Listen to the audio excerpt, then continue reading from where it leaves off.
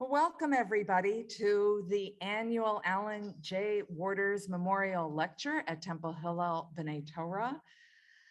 This is a really special opportunity, as it is every year. This year, like any other year, we have a phenomenal speaker who is going to be who I'm going to get to be in conversation with.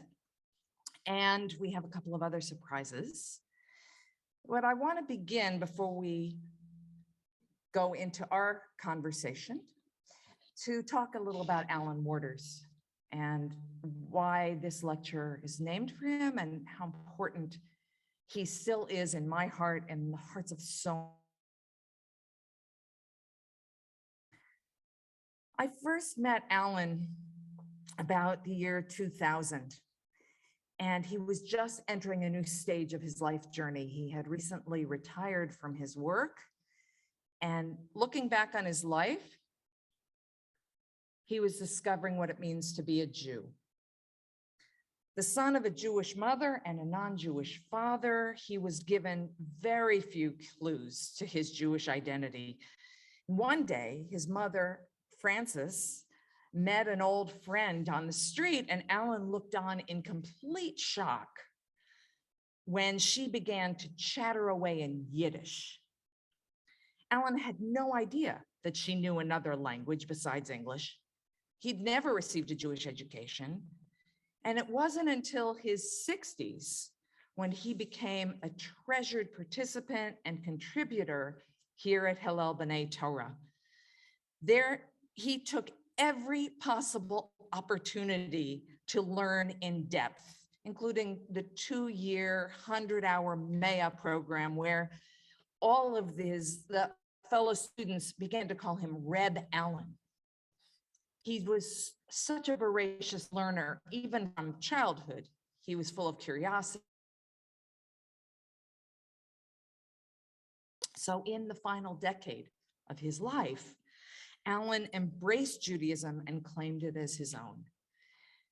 With that love of learning as a primary focus of Alan's final years, Paula chose to memorialize him by creating this annual lecture a year after his death in 2006.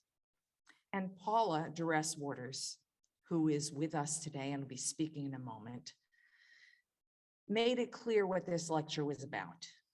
The lecture honors the pursuit of Jewish learning at Temple Hillel B'nai Torah with its mission of promoting adult education, which is accessible to all, by providing a multi-dimensional exploration of Jewish identity, reflecting top-notch Jewish scholarship. So I'm proud to say we have hosted Dr. Arthur Green, Lori Lefkowitz, our own Deanna Klepper, and our own Deborah Kaufman. And we've heard about a vast array of topics from biblical scholarship to modern Jewish sociology. Last year, we hosted Rabbi Laura Geller, who talked about growing older. So in this special year, as Paula, in her older years, was taken from our midst here in Massachusetts and moved across the country to be with her daughter, Hannah, Hannah's wife, Emily, and their son, Aby. They're now in Northern California, and yet they are just as close to us in heart and in spirit as if she lived just up the street. And because of that move, because we want to celebrate her, today's lecture is a special tribute to all, not only that Paula's contributed to our community, but especially to raising women's voices. So you may not know that Paula was one of the initial members of the Boston Women's Health Book Collective, begun in 1969, which later became the famous Our Bodies, Ourselves. This is a book that was a Bible for me when I was in college. It has shaped women's understanding and perceptions of our own bodies and has continued to educate women in new and revised editions, as well as other volumes that Paula was responsible for. And I'm happy to say that as of September 2021, resources based on Our Bodies, Ourselves have been developed in 34 different languages. So now I'm going to introduce Paula Worters, who's going to be on screen from California with her own words. My poem for Alan. I loved him most when I opened his door and he said, "I've been trying to find you." I loved him most when he came to kiss me after our first date when he did not.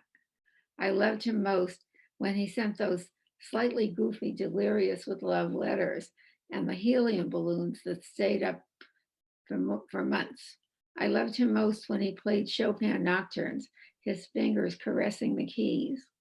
I loved him most when he transformed from nerdy engineer into old twinkle toes, leading me on an impossible to follow dance and embarrassing our teenagers.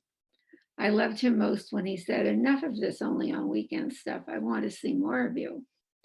I loved him most when he overcame my workaday objections, bringing saffron-scented beef and rice and tutoring Ben in math, and taught him backgammon until Ben pulled ahead on their lifetime score sheet, and taught all the kids, his and mine, to drive, and did it so well that they began to bring their friends home for lessons. And he said, enough of this. My car already smells like an older teenager from driving them all over home from the David Bowie concert. And when my menses overflowed, I loved him best when he ordered me to bed and drove my carpool shift. I loved him most when Hannah's friends in an exuberant game of spoons broke the old oaken kitchen table, and Alan came after work and measured and sawed, hewing a new piece to wedge into the base and hammered it home. I loved him most when he proposed in the car after we dropped Hannah off at Wesleyan and didn't get down on one knee because he was driving, but really asked me, and I heard myself saying, yes, I will. And after a few days, worried about his security clearance and my lefty politics, told him he didn't have to go through with it if he had second thoughts. And I love him most when he said he was sticking with his first thought.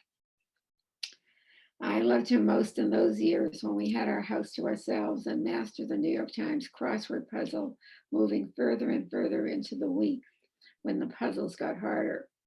Alan started and me finishing, even on Saturday.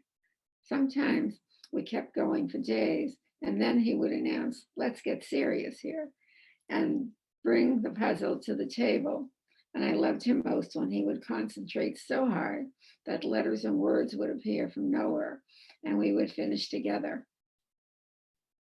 Then there was cancer, and I loved him most for those 2 years of living with, not dying of cancer. And then the month from hell with hospitals, rehab, and 6 days of hospice. And suddenly it was over. And so we didn't finish together after all.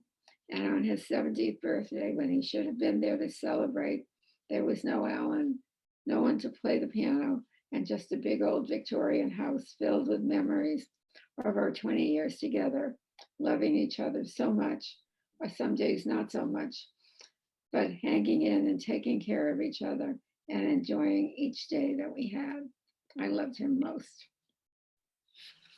Incredibly moving. And I'm so glad that you brought Alan into the room with us and that you're both here to be present for this amazing conversation. And Paula, we honor you in the way you describe Alan, the way you met him was really about raising women's voices beyond women's conversation. And that's part of what we're here to do today. The Our Bodies Ourselves project was about women's bodies, but it also raised up women's voices in society and realizing that women are not different. Women are not other. Women are women, men are men. Today's topic is going to take that effort to a whole new level. And before we get to period, end of sentence, I'm very proud to invite someone representing a new generation of young women, Chloe Kaufman, to share a bit of what she told us at her bat mitzvah in June that was directly connected to our topic today. Chloe.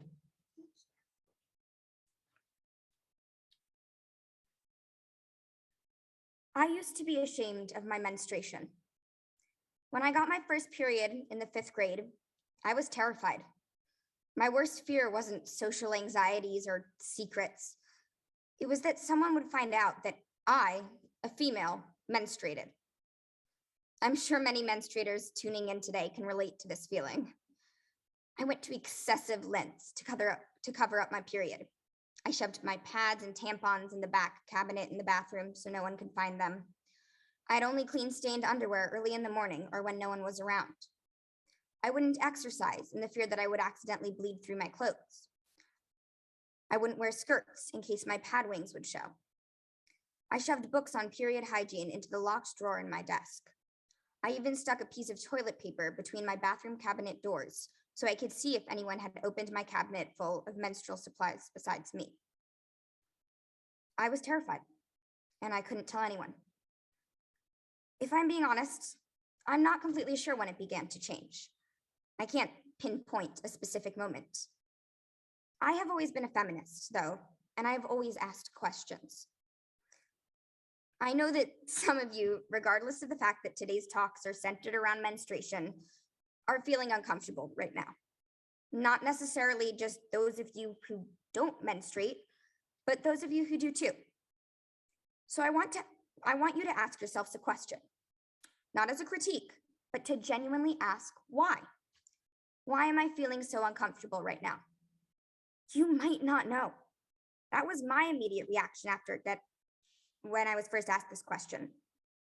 The answer is, I would guess for most of you, period stigma. Period stigma, or the concept that we should be ashamed or embarrassed by our periods, is deeply ingrained in our society. I want you to take the discomfort you're feeling right now and embrace it. Try to become comfortable with your discomfort, because unapologetically talking about periods should become the norm. I'm assuming most people have had a health class, and I hate to say it, but sometimes they are a cause of dread and embarrassment. I had my first health class in school in 5th grade, and my teacher held it over us the whole year, making jokes about how it would be so embarrassing and uncomfortable, and how we shouldn't misbehave because she would just get to torture us with health class. At the time, I saw these jokes as meaningless and funny. But looking back, I realized how problematic they actually were. The thing is, the second we step into this world, we are constantly being told, regardless of our gender, that our bodies are something we should be ashamed of. This especially hurts those of us who are biologically female. Periods also affect the gender wage gap, seeing as how 2.5% of American menstruators are more likely to skip school during their periods, limiting what they learn in school, while their absences go on permanent record, affecting the colleges that they get into. Living in a fairly liberal area, when I learned this, I assumed there were efforts to fix period inequality in my town. I quickly found out that there were frighteningly few efforts being made. These past few months, I've worked with my school to get something called a period hub in Brookline High, the public school in our area. For those of you who don't know, a period hub is a place that not only gives out menstruation supplies, but also educates people of all genders about periods and works to eliminate period stigma. It's a relatively new concept in America, but it is immensely important, especially in high schools. This hub for me is not only a way to provide supplies and to educate and to secure menstruators' futures, it is also an outlet to teach menstruators to love their bodies and non-menstruators not to shame them. Our world is hardly perfect, and the fight for equality is everlasting. This is a personal issue for me. It always has been, and it always will be. Chloe, thank you for joining us today.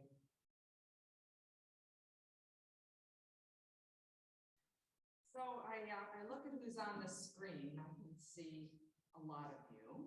And I know a number of you have been here when my dear friend Anita Diamant has spoken to us before.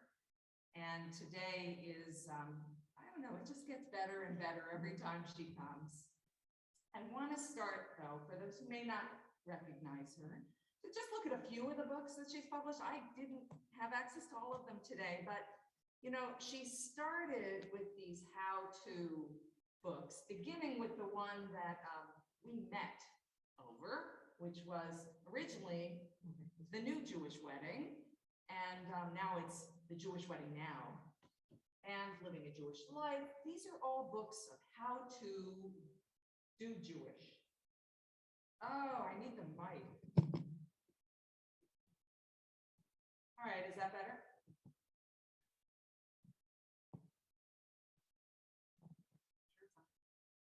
All right, forgive me if you, I apologize if you missed all that. But I'm starting on the good stuff now, which is Anita's books. That the book she started out with as a journalist, as someone who had been really trained in writing columns and for a lot of different publications. Her first book, The New Jewish Wedding, was meant to answer questions, answer needs of people who were Jewish or people who weren't Jewish. Her later books affected people who wanted to become Jewish and their friends and their families. And then she became famous with this book, The Red Tent, which I have to say I had a real pleasure reading before it was published, and began writing a number of novels up to The Boston Girl, also another bestseller. And those were answering the needs of her inquiring heart. And then she was invited to write this book. She was answering a call. And as she describes in the book itself, it came from the women's activist organization known as the PAD Project, which states as its motto and was announced at the Oscars when they won the Academy Award for Best Documentary, Best Short, 2019, short documentary, made for you. And its motto is a period should end a sentence, not a girl's education. So I was captivated reading this book. I hope you will all buy it, not just for the women in your life, not just for the girls in your life. Buy it for your sons, buy it for your husbands, buy it for your fathers, buy it for your friends. Because as Chloe described so beautifully, it's really about having a conversation and erasing that period stigma and recognizing that women's bodies are not something to be quiet about. So I'm going to turn it over to Anita with an opening question, and we're going to have a conversation for the next 35 minutes or so, and then It's a continuation of a conversation we've been having for 35 years or so. it's true. It did start way back then. And at some point, Chloe, you raise your hand. You have a question. You get to ask a question. We are not going to be taking questions from the Zoomosphere, but you get to represent whatever you want to ask. Okay. All right. So let's start with the very beginning and a word that Chloe used, which is menstruators. You want to talk about that? Menstruator is a relatively new word in the universe. I thought it was on. No? Well, it'll be no, it should be on.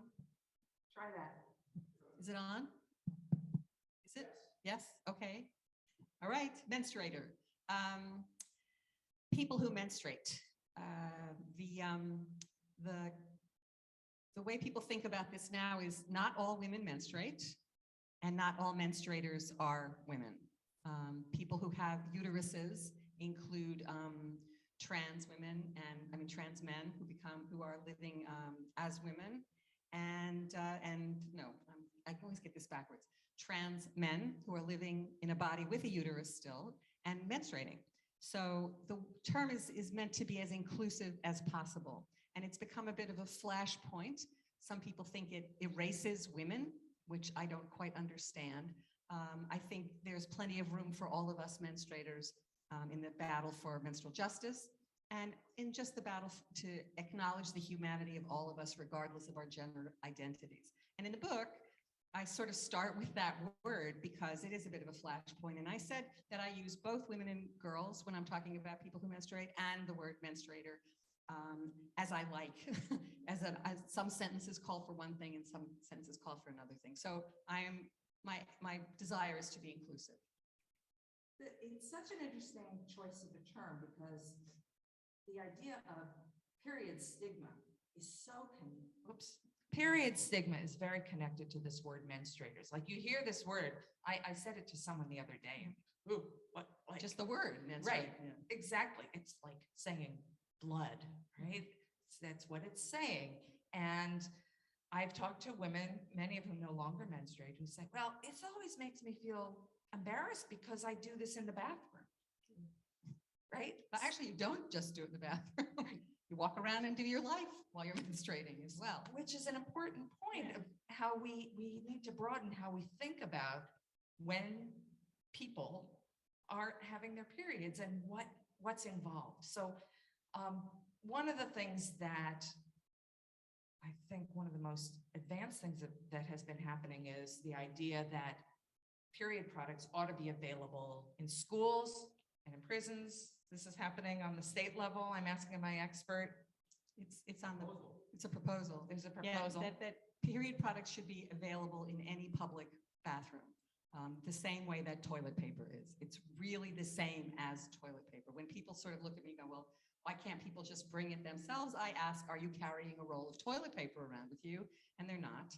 So it acknowledges the fact that a good percentage of the people walking around in the library, in the museum, in your high school, in your junior high school, and in your elementary school as well, because people start menstruating quite young these days, and in college bathrooms, and in theater bathrooms everywhere, and in the bathroom in synagogues and churches, and they are here.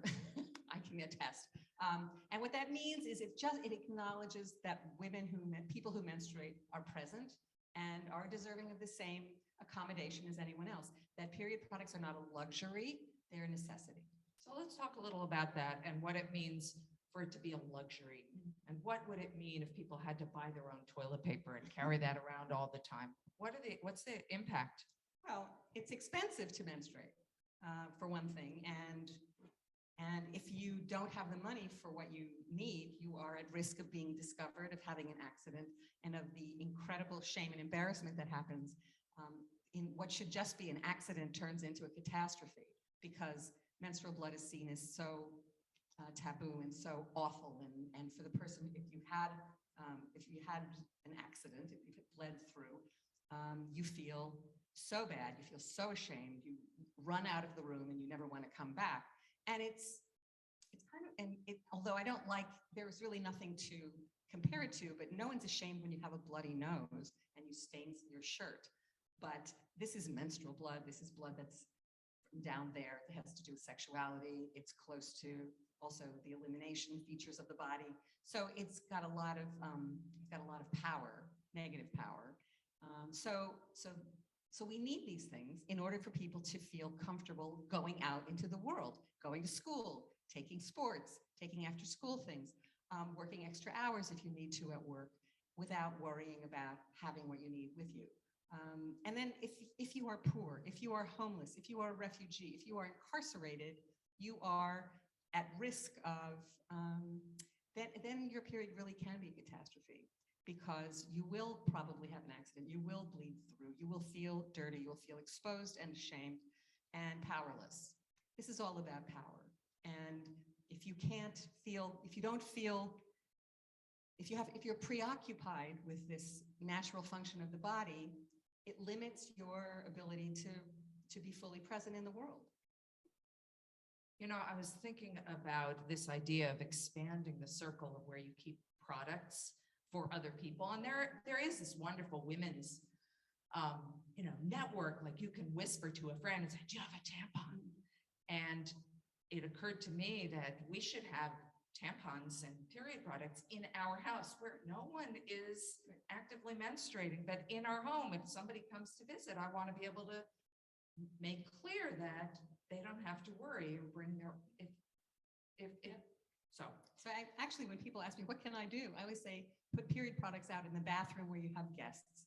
Even if no one ever touches them, you're normalizing menstruation. You're normalizing the fact that this belongs in the bathroom just as much as soap and water, some way to dry your hands, and toilet paper. It is on the, if you put it on a par like that and people start seeing it, I think it changes the culture a little bit. I don't want to say that this is going to revolutionize the world and we'll have a feminist utopia, but it's a good step. well, let's talk about the ways that it's changed the world. I want you to talk about the tampon cookies. Oh, the tampon cookies. Well, I'm so impressed with young menstruators who are not willing to be ashamed, who are outraged at the idea that they should hide themselves. So this great story of middle school girls in the Midwest, they were very careful to not identify where these kids were from, I think, to protect them from not nice people. Anyway, they went to the principal in their school and they said, we should have period products in the bathroom. And the principal said, well, I don't think so because people will abuse the privilege. Abuse the privilege. What does that mean? Anyway, the girls went home and baked cookies that looked exactly like tampons. They were really well done. White frosting, string, little splash of red, and they put it on Twitter. And Elise Hogue, who's I think she's the CEO of Planned Parenthood now, put it on her Twitter feed. So it exploded. And it got back to the principal, and the principal was embarrassed into, yes, let's put period products in the bathrooms, leave me alone. And the girls call themselves the Revolutionary Girls Baking Club. And I think the creativity, the kind of sense of humor, and empowerment is remarkable for middle school kids. And the leaders in a lot of places are young women. In colleges in particular, college students are demanding period products in all bathrooms, regardless of their gender, the bathroom's gender identity. And for the most part, getting what they're asking for. I think part of it has to do with how many women are now in the administration of universities and colleges, but it's becoming less of a surprise. Although I have to say, every time this comes up in the news, it's like, gosh, you probably haven't heard anybody talking about this, but it's really important, so and so. It's like everyone discovers this problem, and young women in particular, when they discover this problem, they know immediately why it's important to have period products, and they know that they can do something, and they do. They start a period hub in their high school. So let's move from talking about people like the people who are fairly well off, people who live in America, people who have access to products. You mentioned refugees, for example. What are people doing to help with period products where there's period poverty? Well, there's period poverty in this zip code, for one thing.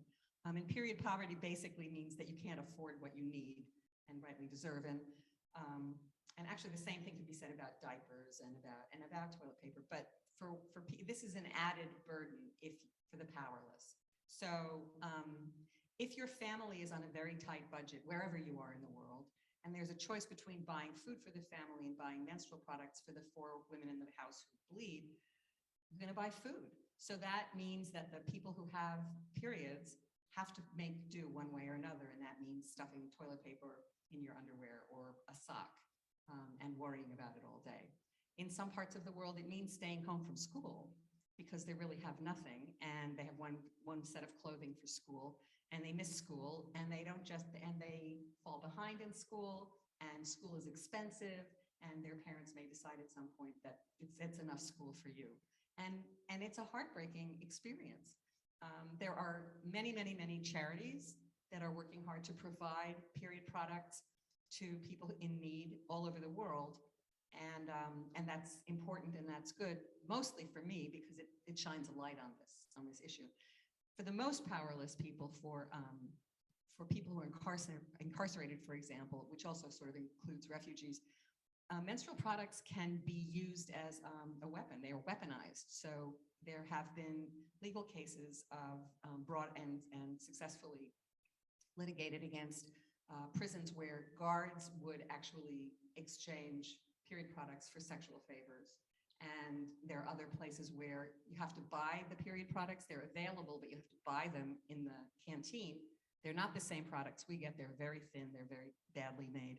And if you have to make a choice between calling your kids and buying period products, you're going to call your kids. So again, these are impossible and inhumane choices. So it's a kind of poverty that eats away at your soul and your self-esteem and your self-respect and your hopes and future. So it's not trivial. I think I quickly saw online that some conservative magazine was, making fun of this big hoo-ha about period products.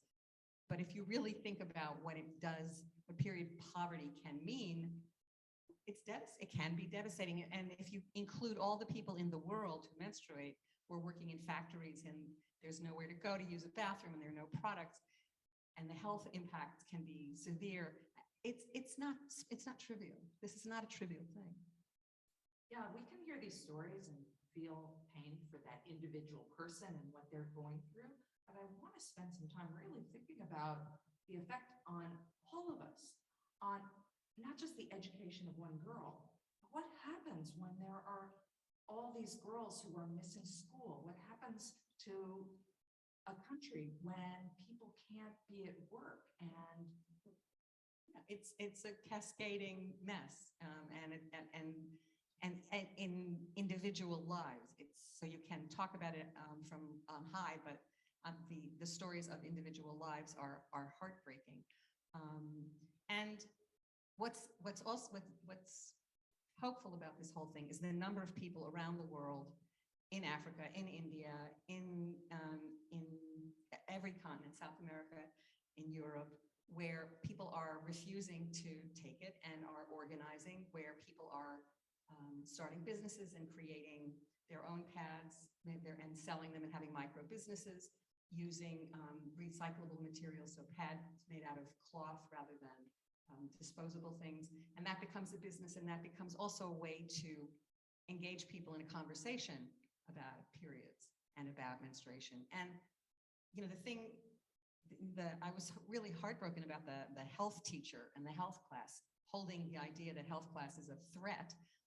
The fact is that health education is so bad, so poor, and menstruation is rarely taught, certainly never taught well, and often to just what they assume are the menstruators, which is girls. So boys in those classes have no idea what's going on, and it becomes kind of a taboo. It's not to talk with it. We don't have a language. We don't share a language, and that just perpetuates all of this sad, unnecessary suffering. yeah, there are these taboos in many cultures. And we think of them, oh, it's those ancient, those primitive cultures. But the fact that you've got health teachers who are treating it this way, all they're doing is perpetuating that idea. Absolutely. And silencing the girls, that's the other thing. Yeah. Is these very powerful voices. I mean, that's why we invited Chloe to be here. But what have you've been speaking about this book. It's a New York Times editor's choice book. And you've been invited a lot of places. So what have you heard? You told me you've been doing this along with other teenage girls. You've heard other voices. I've heard voices, and it's very much in the key of music that Chloe is singing this song of confidence, of standing up in front of mixed audiences and holding their heads high and speaking clearly about. Can you imagine having done that at the age of 13? I mean, it's unthinkable. It's truly unthinkable. And I think it spills over into other parts of life. I think if you feel comfortable talking about something that has, even within your own memory, you sort of know it's a taboo, then what else can you talk about? Just about anything, right? I mean, if this dark secret that no one is, that no one's talked about or has belittled or has teased you about, made you feel less than, if you can talk about that and address it publicly, what else can you change? What else can you do? I really feel like there's a generation of period activists who I hope as they learn that they can have an impact, will realize in this arena that they can have an impact in other arenas as well. Right. So just as there are these big implications and impacts negatively the positive impact of beginning just to talk about menstruation. It's kind of mind blowing. It is. You know, and I watched a lot of, I wrote this book during COVID, during the lockdown, so it was all online. And I watched commercials about period products from around the world, which is fascinating. And one of my favorites is one that was never shown in the United States and never will be, of different vignettes. And one of the vignettes was a dinner party of young, beautiful people, and you know, men, women, and a woman stands up and says, "Does anyone have a tampon?" In as though, you know, does anybody have a tissue? And someone hands it to her and she leaves the room, and it's no big deal. It's no big deal. But that commercial will not be on American TV. You will not see that here. Not yet, anyway. I love that comparison to tissues. I mean, we've talked a lot about toilet paper, but that brings it into the bathroom. But to simply be able to ask for a tampon the way someone would need at that moment to blow their nose. It's not like, you know, you go in the bathroom and you excuse yourself. It's just, yeah, I'll be right back. No big deal. right. And at the same time, for some people who menstruate, it is a big deal. For some menstruators, you lose a day to really debilitating cramps or headaches or nausea. There are really serious side effects that hamper people from doing their job, from going to school, and having some kind of compassion and understanding that is life for a good proportion, not the majority, but for a good proportion of people. I think we need that empathy to be public as well. What would happen if people could talk about it at work? What do you imagine? At work? Yeah. Like, I've got terrible cramps. I can't come in today. Just Well, imagine that world. there's a conversation about period leave, menstrual leave in the workplace, and that there's an acknowledgement. And it's a small number of companies and actually municipalities. There's a prefecture in India that has for years allowed 2 days off for menstruators a month, and you know, it hasn't collapsed. The work of the community has continued. It's a big debate, but to not have to use your sick days, for example, because you have cramps, for people who can work at home, for people who can say, I need to work at home today, or I need a day off today. That's great. If you're working in a factory, you don't have that luxury. So it's all over the map. The idea that that we could legislate, that's not going to happen in my lifetime, menstrual leave as at least an option for people, that would be a great world. That would be terrific. We're a long way from that. The fear, of course, is that if you start talking about menstrual leave, that will be used as a tool to undermine women. See, they're not as reliable as male workers. Men don't menstruate, so you know, we don't have to worry about them for them. But this is a special case. But we're not a special case. Where, you know, at any given moment there are millions and millions of people menstruating, and they are also, you know, doing surgery, and they are also on the floor of the Senate, and they are also, you know, they're doing everything else. So menstruation doesn't stop people from doing what they need to do, want to do, and have to do. It doesn't stop them no matter how bad you feel. But wouldn't it be nice to have enough compassion as a society to acknowledge that this does happen for people, not even, and it happens for people for some part of their life, not all of their menstruating life. So we need flexibility.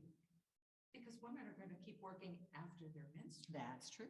Before, during, after, right. Yep.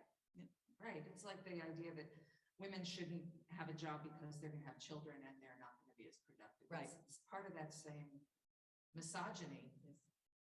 No, we're talking patriarchy. I mean, basically.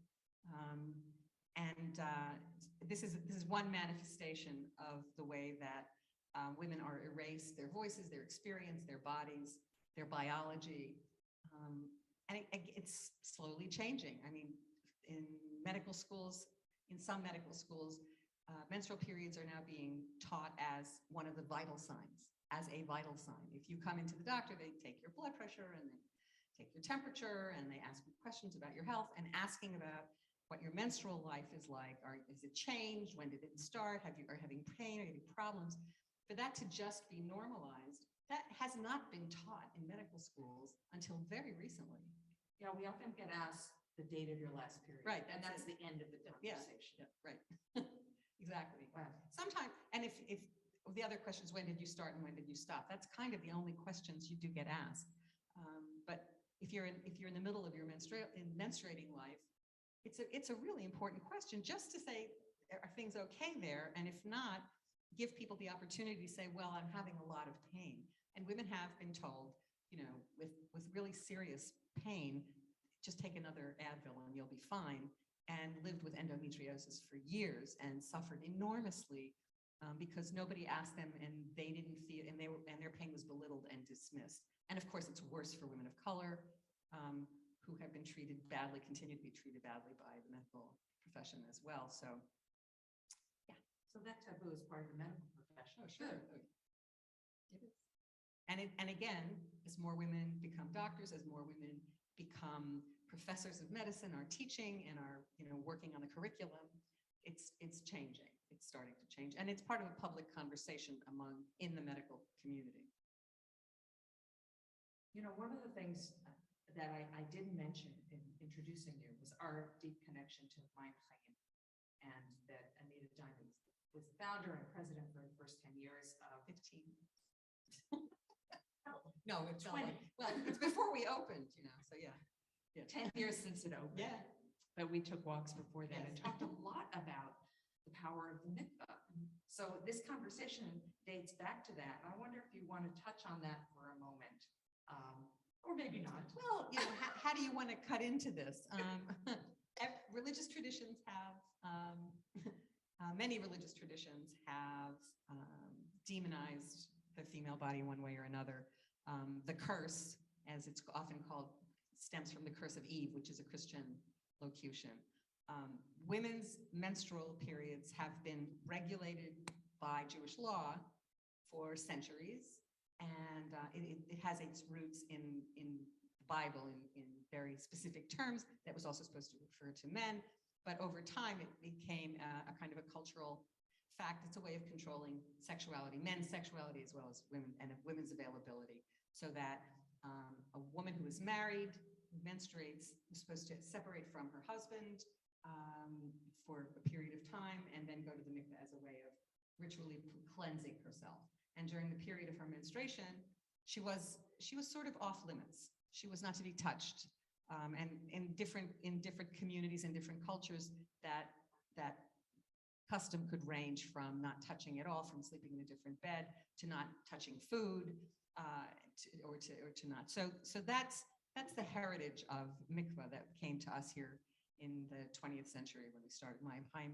And we sort of redefined mikvah in relation to female body and in relation to menstruation, but also opened the door to mikvah for other kinds of passages. So rather than tamei and tahor, which Rabbi, Well, it's for pure purposes and impure purposes.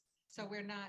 So we don't talk in those terms of family purity. Nobody understands Nobody it anyway. Even if I say that, it Yeah. doesn't make sense. So it's to about people, so. purity. The language of purity is, we now talk about transition, really, from one state to another. So if you are getting married, for example, you go to the mikveh before your wedding because you are acknowledging a change of status from a not married person to a married person.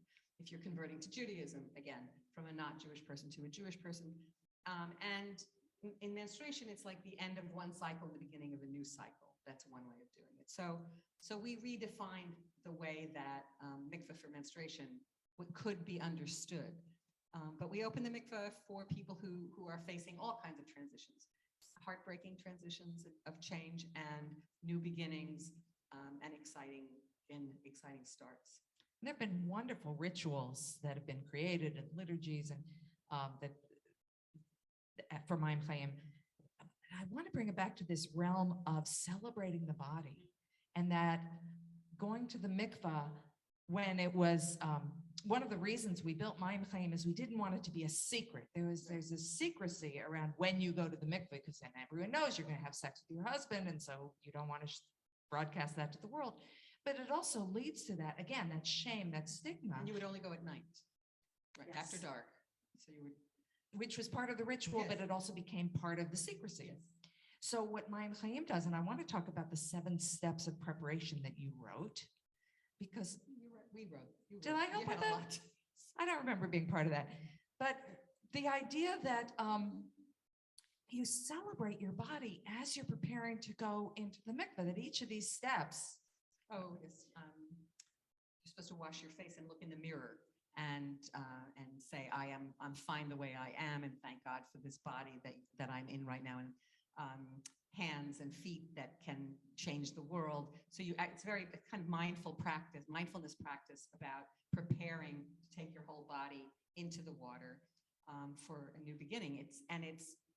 Every religious tradition uses water in this way, or in some kind of way, to mark the beginning and the end of things. It's really human elemental. It's really right at the base of it. And what Mayim Chaim did also was articulate the stages of life, of the menstruator's life as well. So in the past, you just went to the mikveh before your wedding or around your heterosexual sexuality and marriage. But we have ceremonies now for deciding that that in a couple, for example, that we're going to try to have a baby. So that month that you stop using birth control, you go into the mikveh. People who are struggling with infertility have used the mikveh as a way to mourn the end of one cycle, and when they have their period when they were hoping not to. And that becomes a way of marking time that is hopefully healing after a miscarriage, after abortion. On menopause, which is it's always hard to tell exactly when that happens, but it has been used that way as well. We have a menarche ceremony, which is the first menstruation. I don't think anyone's ever used it because we aren't there yet, that we have sacralized, that we have acknowledged the fact that this is a big transition. And if not necessarily a party for the whole, for your family, it's a moment in your life. It's a really important milestone in your life that should be acknowledged, and with sweetness rather than fear and trembling. And the number of girls that when they got their periods thought they were dying, literally, or had cancer and didn't know who to ask about this. That's the one end of the spectrum. The other end of the spectrum is a girl who gets her period and runs out and says, I'm going to have a party because finally, I've joined all my girlfriends. So in there to give it a Jewish dimension, to give it a kind of mindful spiritual dimension would be terrific. I don't think we're quite there yet. And our indigenous sisters in different cultures have a lot to teach us in this regard. I'm thinking about years ago when I was in rabbinical school, we had the creative ritual library, and a lot of us were alive with writing new rituals. And I did write a mikveh ritual for brides at that point. And I remember somebody writing one of these rituals and talking about celebrating her daughter's first menstrual period with all of her friends around. And the daughter was mortified. So there's something about moms and daughters even being able to have that conversation. And there's a Jewish custom that I did not experience, but The slap. yeah, There's a Jewish custom that a mother slaps her daughter when she finds out she's had her first period. Nobody knows where that came from. There's no rabbinic. It's folk custom that has been passed on. And many of my friends said their mothers tapped them and apologized and said, I'm just doing this because my mother did this to me, without really knowing why. But there are ways to share that moment without a slap. That's, let's go out for dinner, just you and me. Let's take a walk. Let's share some moments together, not necessarily focused on this part of your life. If you have any questions, for sure, but to make it a positive experience, to make it sweet, to make it a mark in time, which is what mikveh is all about, is to mark time. And this is a big marker in time. Yeah, I'm looking at who's on the screen, and I know a number of people here are grandparents, but I'm hoping that there are parents of young girls who are thinking about this, and that this experience is changing in this generation, that those conversations do happen and they don't wait for health class. I'll never forget my mother handing me a book. It's like, she said, here, read this. Okay, thanks, Mom. That was a conversation that we never had. Me too. Not a word was mentioned. It was assumed that I would figure it out. Yeah. And I did. My friends, And of course, now we have the internet, for better and for worse. And for better, there's a lot of information. There's a lot of misinformation, but there is good information. And one thing that parents and adults can do is help sort of say, this is a great site. I think you'd like this site. I think it'll tell you a lot. If it's not something you really want to discuss with me, but here, these very nice gynecologists are really happy to take your questions. Right. Yeah. Well, and I have to step back because I did say mothers. Yeah. And we do need a moment for you to talk about those dads who are heroes to their daughters. So Yeah, it's very easy to laugh at and demonize men around menstruation, and they certainly deserve. There's a part of a chapter that's called Menstruation. Starts with somebody put a question up, I think, on Facebook and said, "Tell me the worst story you've ever heard about men and menstruation," and they're just. One of them is a man who'd been married for 6 years, and his wife said, "I've got my period," and he said, "Again?" So, but there are also wonderful stories of men behaving beautifully, of dads stepping up when there was no mom there. And there's this one story from Australia of a father who his wife was not there, and when his daughter came to him and said, "I need this, and I need for you to take me to the doctor, I think I'm sick," and it was her period. She went to the doctor, she came out, and they had a conversation about it. And he said, "I've been telling her whole life that she can talk to me about anything. And when she came out from there and we talked about this, I knew I had succeeded, that she can talk to me about anything." That's what you want with your kids, is to know that they feel safe to come to you, to talk to you with questions and fears and concerns about anything. And that in the best of all possible worlds and families, that includes male parents as well as female parents. And there are great stories about that. And one more, South African, not a parent. There was a cab driver in South Africa who drives children to and from school every day and found bloody tissues on the floor in the back seat of his cab. And instead of getting angry and not refusing to pick up girls, he went and bought pads and put them on the dashboard. And they were free. He said, anybody who needs them can take them. And when some of the boys in the back seat started razzing the girls, he stopped them and said, "Stop it. I mean, this is just normal. Behave like human beings." And he was on television. He was a hero for, I don't know how long he was famous, but it's just being a human being. And he said, "I think everyone should do this. I'm not so special. I don't see why all cab drivers don't have pads in the front of their cars." It was a wonderful story and just a regular human being. And those stories need to be lifted up. They're models that we don't have. We don't have models of men behaving beautifully around menstruation, and there are lots of men who do. and it's about them being a human being and recognizing women are human beings. Yeah. So I want to ask you one other question that I have to ask, and then see if Chloe has anything. Did you have anything you want to? Okay. So before we get to Chloe, I'm sure there are people out there who have read the Red Tent, and they want to know about the connection of the Red Tent and menstruation, and if your ideas about it have changed over time. When I wrote the Red Tent, I made up the Red Tent. Okay, I knew there had been menstrual huts and tents in pre-modern cultures, and what I knew at that time, this is pre-internet, was negative. They were places of banishment, really, and exile, not of celebration. But I flipped that on its head, thanks to Art Waskow, actually, who came and taught a class in my congregation many, many years ago and said, women after the birth of a boy are separate from the community for 30 days, and when they give birth to a girl, 60 days. And he said, rather than seeing that as a way of sort of punishing them for giving birth to a girl, perhaps that's a way of honoring giving birth to a birth giver and giving the mother an extra 30 days to recover and be well. And that idea is really where the Red Tent came from. So the Red Tent and period end of sentence are connected in giving women agency, really. It's not so much about menstruation. And the mikveh is in the middle there. So there's the Red Tent, there's the mikveh, then there's period end of sentence. And all of them are about celebrating women's bodies, their strength, their ability to withstand anything, their creativity, and giving voice. So the Red Tent is told in the voice of Dina, who doesn't say anything. The mikveh is giving, the mikveh are generally run by men, by male rabbis. And this was a place that was conceived of, mostly run by and largely funded by women. And period end of sentence is about menstruation in public, rather than inside the Red Tent or in a building. It's out loud. So that's the through line. It's not so much about the physical properties of the body with a uterus, but it's about women's agency, voices, and lives. So let's give Chloe a voice and some agency. You want to come up and ask your question? And you can just use that mic. Sure.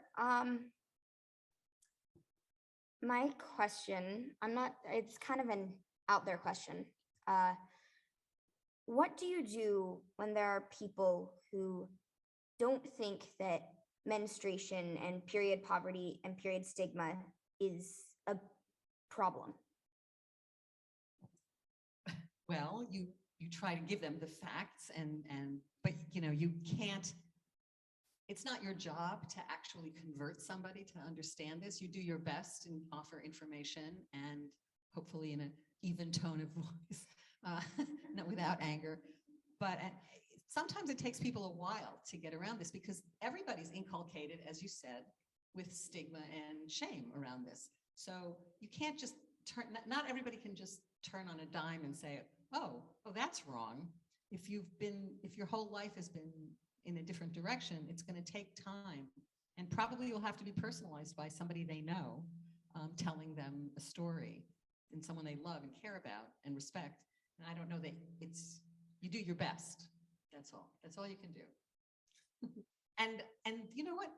Whatever you say gets filed. And the next time someone has a conversation, it's gonna ring a little bell in the back of their head. They're gonna remember that what you said, or maybe they won't remember it was you, but it's gonna be familiar in a way that it wasn't the first time. So we just keep on keeping on. That it? That was my question. Yeah. Great. Chloe, we wish you all the best as you keep pursuing this and all your feminist ideals. As Anita said, this is about giving agency and voice to women. It doesn't have to stay with the physical image of menstruation and of blood. It really is part of this whole transformation that we're working on steadily, all of us. That actually our bodies ourselves, to honor our guest here, was very instrumental in kickstarting this. And I graduated from high school in 1969 was when it was first published. So I still have the paperback falling apart, stapled together original piece. Wow. And I have a real book, but it's like ancient holy writ. It's like the original of scroll. And just being in contact with you feels incredibly like a great circle being closed. So thank you. Thank you, Anita. Anytime, Barbara. Is there anything else you want to say before we? No. I close? just want to say that I've been invited a few times to do memorial talks, and I always find them profoundly moving and powerful. And you're telling the story of this person, and that beautiful poem brings into the room, and a legacy of teaching also on top of that is just beautiful. So I'm really honored to be part of this tradition. So thank you. So we want to thank Paula, because none of this would have been possible if it weren't for you in so many ways, in sponsoring this important lecture every year, but also throughout your life in laying the groundwork for all of us. So thank you, Anita, my friend. This was really fun. I hope it was fun and interesting and perhaps even enlightening. I think Alan would really have been proud of this. He would not have been one of those dads who would have been shy about it. Paula, you can tell me if that's wrong, but I think he really would have been grateful that his name was associated with this conversation.